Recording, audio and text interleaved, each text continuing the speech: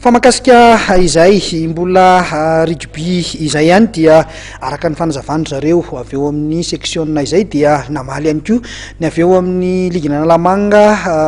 tamin'ny alalan'ny filohany Andry Ravelojona fa misy lalàna mifeny fanatanjahantena eto amintsika nambaran'ny filohan'ny section Antananarivo renivohitra kosa fa tsy miombon-kevitra amin'ireo section hafa ny tenany mahakasika ity raharaha ity izay mbola miantso fihaonana andatabatra boribory moa Andriamatoa Rakotondrana Lasana Gilbert filohan'ny section Antananarivo renivohitra. Indra aloha dia misy lalàna amin'ny fe, misy ny texte amin'ny fe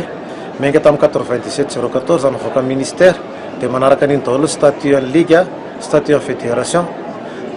ny tokony zay zany ny zavatra tokony haingaina fa roa manarakaraka an'izay maro ekotona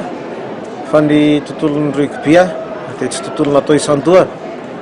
fa raha sahala amin'ilay filohan'ny section milaza ho filoha section avy any avaky ny adina dia izy zany zao dia fisandohana andraikitra fa misy filoha ara-dalàna mijoro any avaky ny adina izay manana ny attestation de fonction mahafilohan'ny section anazy dia manarak'izay tsoroko eto zany ny zavatra tena tokony ho izy hoe tokony raha anao zavatra dia tokony zavatra manaraka lalàna fa tsy te hanaly anao dia manala fotsiny ary tsy afaka mampiato ny filohan'ny ligue zany ny filohan'ny section fa miankina amina texte ny zavatra rehetrarehetra flagrant délit ka tsy hitako ny antony ampiatoana anay zay mampanao championnat anay ara-dalàna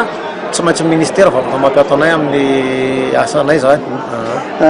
Nambara ihany koa izy ireo fa raha toa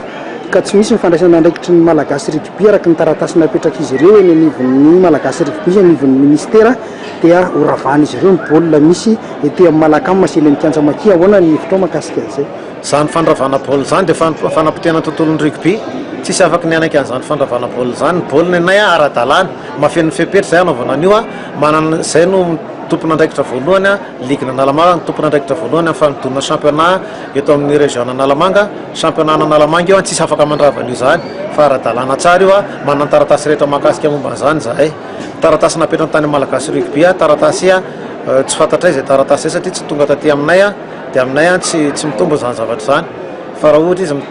manana eritreritra ny anakorotana dia anazy zany fa zay tsy afaka nijanona tsony satria zay efa niala nenina tamin'ireo section ireo fa izy mitsivonona niara iasa mihitsy. Tompona andraikitra amin'izay aloha zareo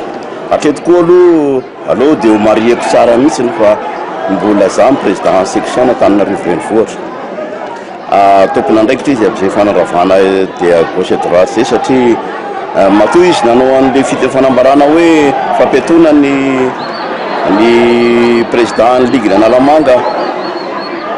veriko fa hoe tsy kapisilin-jaza na